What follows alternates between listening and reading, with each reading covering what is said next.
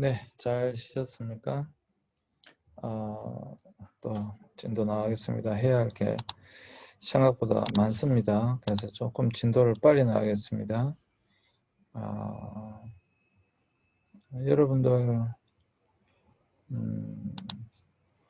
여기서 상세한 걸 다루기는 다 어렵고요. 네, 조금 빨리 나가도록 하겠습니다. 자, 지금 우리가 물질 중독에 대하여 살펴보고 있습니다. 이제 다음 주에는 행동 중독을 할 텐데 오늘 물질 중독에 대해서만 살펴보도록 하겠습니다. 자, 이제 물질 중독의 사용 장애에 대해서 살펴볼 텐데 물질 사용 장애 환자들은 임상적으로 중대한 고통이나 기능의 손상을 경험할 정도로 물질을 취하여 어떤 행동적 특징을 가집니다. 그럼 어떤 행동적 특징을 가지게 될까요? 첫 번째, 병리적 작용. 어떤 긍정적인 효과보다 부정적인 효과가 훨씬 클 정도로 물질을 사용하는 것. 이 병리적인 사용은 항상 증상 및 부적응적인 행동 변화와 연관됩니다. 그래서 물질 사용 장애는 카페인을 제외한 모든 클래스의 약과 관련되어져 있다라고 하는 것이고요. 만성 통증을 치료하기 위해 처방약을 사용하면서 결과적으로 발생할 수도 있다. 그러니까 잘못하면 만성 통증 너무 아프니까 그 고통을 멈추기 위해서 약을 이제 쓰다 보면 그 약이 없으면 도저히 버텨낼 수가 없는 거죠. 네, 그러한 것도 일종의 중독으로 나타날 수 있다라고 하는 것입니다. 물질 사용 장애 살펴봤고요. 그다음 여기서 물질 중독이라고 했을 때 여기 보시면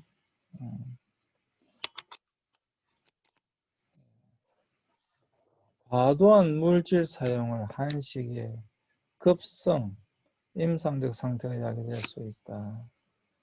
과도하게 어떤 것을 사용했을 때 나타날 수 있다. 이 말이죠. 어느 누구라도 중독될 수 있다. 단 한 번만 물질을 사용한 사람에게도 적용 가능한 유일한 물질 관련 진단이다. 뭐 단 한 번만 했다 할지라도 그것으로 인하여 중독 증상이 나타날 수도 있다. 니코틴을 제외한 모든 약물이 중독에 대한 특정한 증후군을 보인다. 사실 그러니까 한 번 썼는데도 불구하고 굉장한 그것으로 인하여 중독이 될 수도 있다라고 하는 거예요. 누구라도 될 수 있는 것이죠. 그래서 이것에 나타나는 이제 금단 현상인데 빈번하게 물질을 사용했던 사람들이 물질을 중단하거나 물질 사용의 양을 현저하게 줄일 때 경험할 수 있는 특정 증상의 집합이다. 펜사이클리딘, 기타 환각제 및 흡입제를 제외한 모든 물질이 공식적으로 확인된 금단 증후군을 보인다. 우리가 이제 알고 있잖아요. 어떤 물질을 사다가 그 물질을 쓰지 않았을 때 나타나는 금단 증상. 네. 그러한 금단 증상이 나타난다라고 하는 것이죠.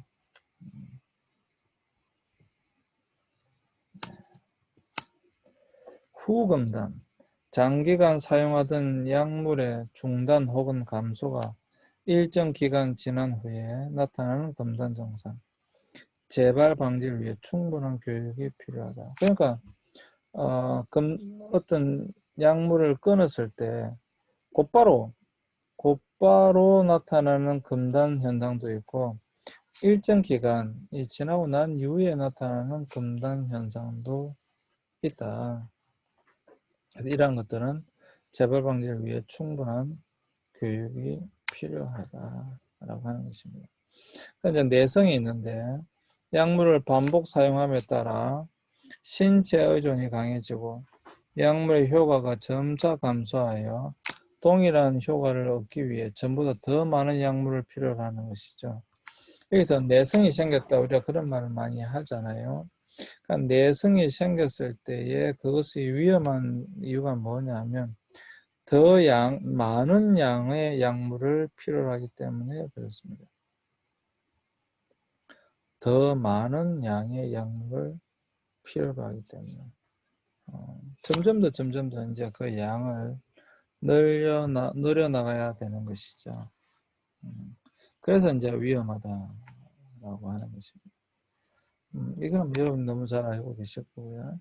교차내성, 약물의 구조나 작용이 비슷한 약물 중에서 한 가지의 약물에 내성이 생긴 사람에게 전혀 투여한 적 없는 다른 약물을 투여했을 때도 내성이 나타나는 경우. 그러니까 어떤 한 가지 약물에 내성이 생겼으면 다른 약물에 대해서도 내성이 생기는 경우도 있다. 왜? 그 성분이 구조가 작용이 비슷한 경우에 그러한 일들이 나타난다라고 하는 것입니다.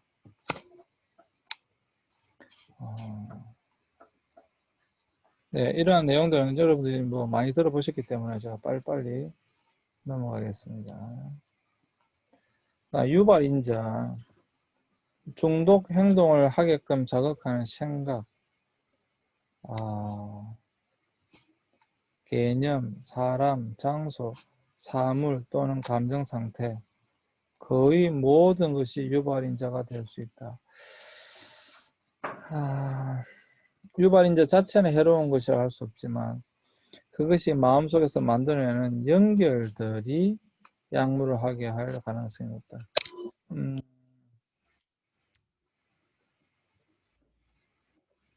그래서 어려운 게 뭐냐면요.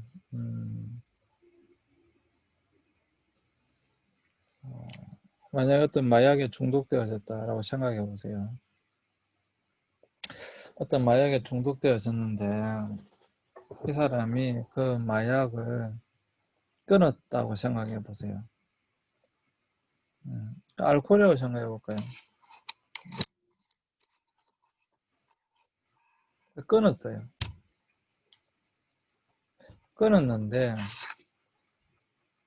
만약에 그 상태가 계속 유지될 수 있다고 한다면 아마도 뭐 극복할 수 있을 수도 있습니다. 그런데 왜 우리가 이 어려우냐 하면 혼자 살면 또 가능할 수도 있어요. 뭐 혼자 살아서 약물 중독이 일어날 수도 있다고 한다면 그 자체가 유발인자일 수도 있기 때문에 또 그건 또 다른 이야기지만 우리가 기본적으로 모든 상담의 가장 중요한 것이 이 사회 속에서 살아가는 것이잖아요.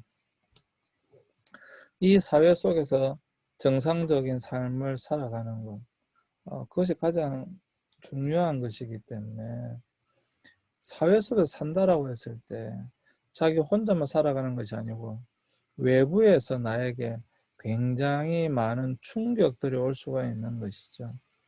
그것이 어떤 생각일 수도 있고 개념일 수도 있고 사람일 수도 있고 장소일 수도 있고 어떤 물건일 수도 있고 가장 좀 감정 상태일 수도 있고 거의 모든 것이 유발인자가 될 수 있어요.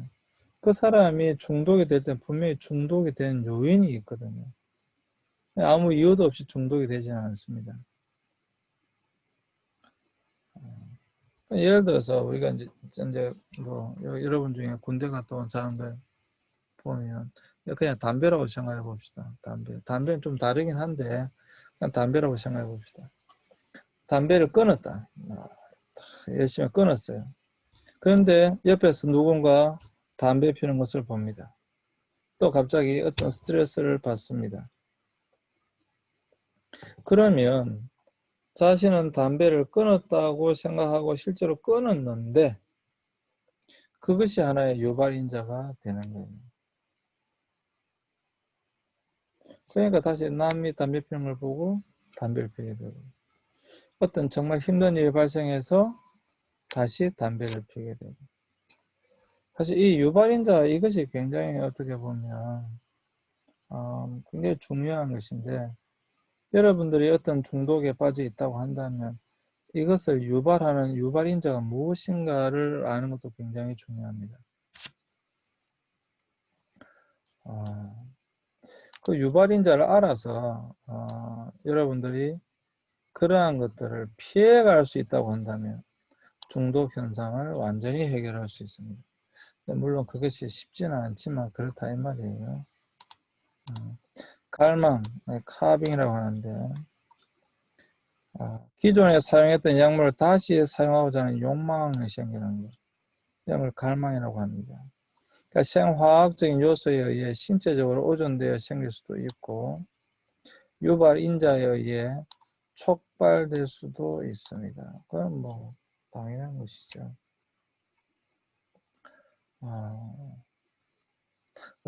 뭐 당연히 그렇죠. 그기 때문에 중독이라고 하는 것이고 그것 때문에 문제가 발생하는 거잖아요. 그것을 끊지 못하기 때문에 다시 사용하고자 하는 욕망 못 끊는 거죠. 그 다음에 이제 시소, 티터 토터가 시소란 뜻입니다. 시소 아시죠? 시소, 올랐던 시소. 이렇게 약물의 효과와는 반대로 경험되는 금단 증상이 나타날 수도 있다. 정반대의 어떤 그러한 것들이 나타날 수도 있다. 이 말이죠. 자, 그러면 약물 중독의 원인이 무엇인가? 이제 그러면 약물 중독의 원인을 살펴보려면 중독의 어원을 이제 살펴봐야 돼요. 라틴어는 발음대로 그러면 에디체레, 뭐 에디케레, 에디체레 이렇게 바로 읽으시면 됩니다. 에디케레의 이 뜻이 뭐냐면 사로잡히다 혹은 노예가 되다. 뭐에 사로잡힌 것, 무엇의 노예가 되다. 이것이 중독, 에딕션이라고 하는 것이죠. 그래서 굉장히 중요한 의미입니다. 뭐에 사로잡혔다.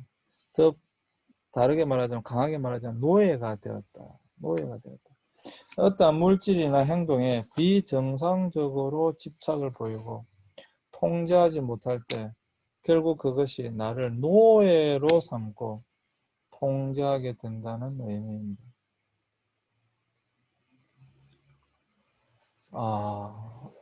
제가 앞 시간에도 그런 이야기 했습니다. 뭐 상담에서 가장 중요한 개념 중에 하나가 뭐냐면 결국에는 자기 통제 혹은 컨트롤이라고 말씀을 드렸습니다. 어떤 자신의 어떤 감정을 컨트롤할 수 있느냐 없느냐, 자신의 행동을 컨트롤할 수 있느냐 없느냐. 여러분, 만약에 내가 모든 것을 통제할 수 있다고 한다면 문제가 발생할 게 별로 없죠. 물론 그래도 뭐 외부에서 가만히 있는 나를 건드린다고 한다면 문제가 발생하겠지만 많은 경우 우리의 감정의 문제고 생각의 문제이기 때문에 만약에 우리가 그것을 통제할 수 있다고 한다면, 컨트롤할 수 있다고 한다면 많은 문제를 해결할 수 있습니다. 그런데 상담이 필요한 사람들은 생각도 감정도 통제가 안 되고 당연히 그러니까 행동도 통제가 안 되는 거죠. 그렇기 때문에 문제가 발생하는 거잖아요. 그렇기 때문에. 그러니까 지금 이미 노예가 되어버렸다니까요. 노예가. 도저히 그것에 사로잡혀서 그것에 노예가 되어져서 그렇게 하지 않고는 안 할 수가 없는 그걸 우리는 중독이라고 한다는 겁니다. 그것이 바로 중독의 의미다, 어원적 의미다라고 하는 것이죠. 그래서 중독은 독이 체내에 들어와 납중독, 농약 중독처럼 중독 증상을 일으키는 것이 아니라 여기 보시면 정신적으로 어떤 대상이 없으면 견디지 못하는 의존적인 현상. 이게 중독이라는 거예요. 우리가 지금 중독이라 할 때 납중독 이거는 걸 이야기하려고 하는 것이 아니다라고 하는 거예요. 그래서 여기서 가장 중요한 정신적, 이게 이제 다시 말씀드리지만 뇌의 문제다. 그렇기 때문에 이게 어려운 것이다. 그러니까 뇌의 문제죠. 그 정신적으로 어떤 대상이 없으면 견디지 못하는 의존적인 현상. 제가 중독할 때 첫 시간에 이야기했죠. 전형적인 대표적인 의존형 문제.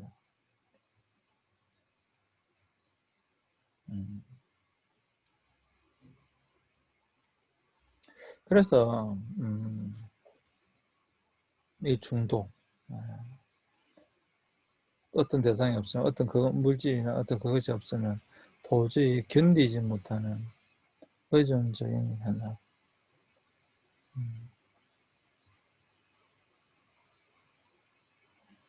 사실 이거는 약물 중독에만 꼭 국한된 것은 아니죠. 예, 꼭 약물 중독에만 국한된 건, 물론 다음 주에 행동 중독 하겠지만, 사실 뭐 여러 곳에 우리는 적용해 볼 수가 있습니다. 예, 적용해 볼 수 있어요.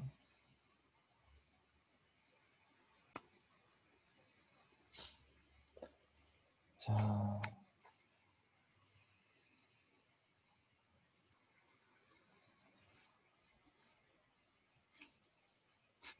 또 볼까요? 뇌는 또 나오죠? 뇌는 전 영역에서 의사 전달을 유사하게 하지만 각 영역별로 특정 기능을 수행하고 조절합니다. 그래서 약물이 주로 영향을 주는 뇌 부분이 어디냐면 뇌간, 브레인스템이라고 하는 뇌간. 여기서 심장박동과 호흡 등의 생命유지에 필요한 기능을 담당하고 있는 뇌간.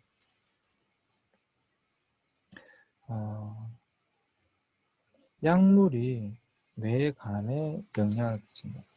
그럼 대뇌 피질, 세브럴 콜텍스, 그럼 지각한 정보의 처리, 사고, 계획, 문제 해결 및 판단 기능, 이런 것들이 대뇌 피질에서 하는데 여기에 영향을 끼친다. 그러니까 림빅 시스템, 대뇌 변형계라고 하는 여기에 정서적 기억과 희열을 느끼는 것을 조절 및 통제하는 역할은 여기에 영향을 끼친다. 그래서 뭐 나는 마약 한번 해본 적이 없지만 영화나 보면 막 어떤 마약을 복용했을 때 심장박동이나 호흡이 막 가빠지고 이런 현상들이 나타나는 것을 우리 영화에 보면 그렇게 나오잖아요. 또 정서적인 희열을 막 느끼는 거죠. 그것 때문에 사실 마약 하는 거지. 근데 그러한 것들에만 영향을 끼치지 않기 때문에 문제가 되지 사실. 뭐 결국에는 죽음으로 이끌어가는 거죠. 파멸로 이끌어가는 거죠. 그래서 약물이 주로 영향을 주는 뇌 부분에는 뇌의 부분에 이런 것들이 있다. 그래서 계속 말씀드리지만 이런 약물이 뇌에 영향을 끼치기 때문에 이게 참 어려운 거예요. 그러니까 좀 다르게 말하면 뇌가 노예가 되어버린 거예요. 우리의 모든 것을 생각을 좌우하는 이 뇌가 어떤 것에 노예가 되어버리니까 이게 이제 우리 인간은 뇌가 지시하는 대로 하잖아요. 그러니까 이게 이제 어려운 거죠. 그 다음에 약물과 뇌의 메커니즘. 희열 추구 또는 고통을 피하기 위해 술이나 약물을 사용한다. 희열 추구, 막 기쁨을 추구하는, 고통을 피하기 위해서 술이나 약물을 사용한다. 그러니까 이제 도파민 신경 전달 물질을 활성화해요. 도파민 많이 들어보셨죠? 도파민을 활성화시키는 거죠. 그래서 뇌의 보상 체계를 자극하는 거예요. 그러니까 이제 이게 이제 나오면서 활성화되니까 막 기쁜 거죠. 막 즐거워지는 거죠. 그 고통을 이제 잊어버리고 그 환각 상태가 나오는데 막 들어가는 거죠. 그래서 도파민 회로는 해마와 대뇌 변연계에 둘러싸여 있는데, 해마는 새로운 기억을 형성하는 곳이고요. 대뇌 변연계는 감정을 다스리는 뇌의 부위입니다. 강한 감정적 반응이 섞이게 만드는 곳이에요. 여기에 이제 바로 이제 문제가 발생하는 거죠. 그래서 술이나 이 약이 바로 도파민 체계를 활성화시켜 버리는 거예요. 그래서 해마가 작동되어 약물을 했을 때의 경험을 매우 명확하게 기억할 수 있게 합니다. 이것이 약물을 하고 싶은 강한 충동을, 그러니까 내가 아까 말했잖아요. 중독이 뭐냐? 어떤 것에 사로잡힌다. 그리고 무엇에 노예가 된다. 이게 중독이라고 하는 단어의 의미였잖아요. 라틴어 원어상의 의미였잖아요. 그런데 자, 무엇에 사로잡힌다, 무엇에 노예가 되게 한다 라고 하는 것인데, 여기서 가장 중요한 것이 뇌가 무엇에 사로잡히게 되고 무엇에 노예가 되어지는 거예요. 근데 여기서 약물이 어떤 뇌에 영향을 끼치게 되는데, 해마나 도파민이라고 하는 것이 활성화되어지는 것인데, 해마나 대뇌 변형계에 영향을 끼치는 거예요. 그러다 보니까 이 해마가 약물이 했을 때 경험을 매우 명확하게 기억하는 거예요. 그것이 바로 사로잡혔다, 노예가 된다, 이런 의미인 거죠. 계속 그게 너무 기억하는 정도가 아니고 탁 사로잡혀 버리는 거예요. 그래서 약물 계속 하고 싶은 충동을 이제 유발하게 되는 것입니다. 그러니까 지금 내가 그것을 기억하고 내가 그것을 요구하는 거예요. 계속 그것을 요구하는 거예요. 그러니까 이게 아까 중독이라는 것처럼 노예 상태로 너무도 그냥 자연스럽게 나쁘다는 것을 알면서도 뇌가 그걸 요구하니까 내가 빨리 그걸 보상해 달라는 거예요. 빨리 나에게 그 자극을 달라는 거예요. 빨리 나에게 그런 좋은 것들을 해달라는 거예요. 그래서 약물을 하게 된다라고 하는 거예요.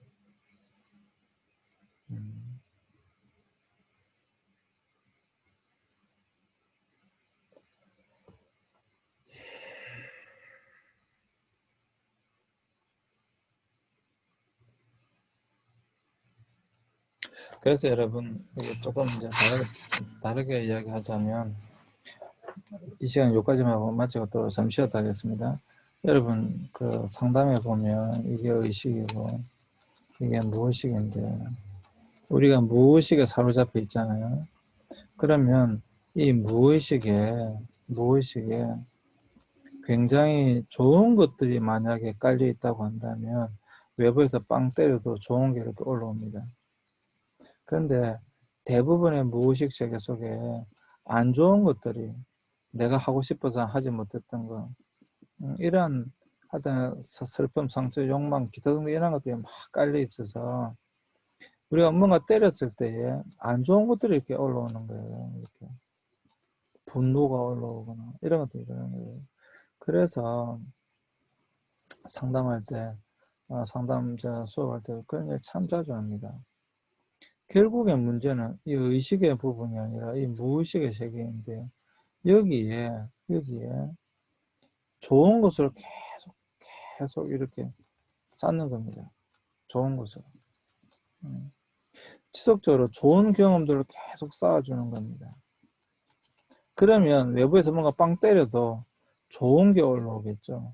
왜? 내 안에 쌓여 있는 게 좋은 것들이니까. 상처가 쌓였다면 상처가 올라오겠지만, 상처가 아니라 상처를 보담아준 사랑이 쌓여있다면 사랑이 올라오겠죠. 이것이 굉장히 중요한 거예요. 그래서 여러분 지금 이 말씀드린 것처럼 지금 뇌가 노예 상태가 되어져 있는 것이기 때문에 뇌가 노예 상태로 되어 있는 이것을 바꿔줘야 된다 이 말이에요. 그래야 할 때 중독 현상이 바뀔 수 있는 거예요.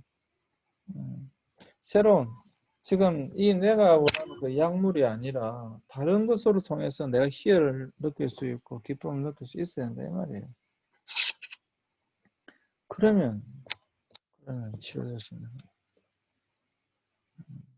그러니까 빨리 내가 약물하지 않아도 이런 희열, 이런 기쁨을 누릴 수 있는 것들로 바꿔줘야 된다. 물론 그건 어렵습니다. 왜? 이미 뇌가 노예 상태이기 때문에 그래요. 그렇지만 어쨌거나 바꿔줘야 된다.